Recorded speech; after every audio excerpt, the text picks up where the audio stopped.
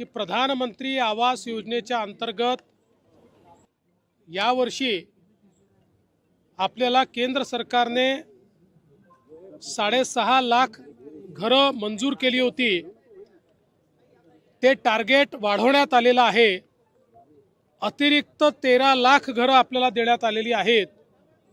एकूण आपण विचार केला तर जवळपास यावर्षी केंद्र सरकारच्या वतीनं महाराष्ट्रातल्या गरिबांकरता, कच्च्या घरात राहणाऱ्यांकरता, बेघरांकरता एका वर्षात 20 लाख घरं देण्याची अनाउन्समेंट आत्ताच केंद्रीय ग्रामविकास मंत्री आदरणीय शिवराज सिंग चौहान साहेबांनी केलेली आहे।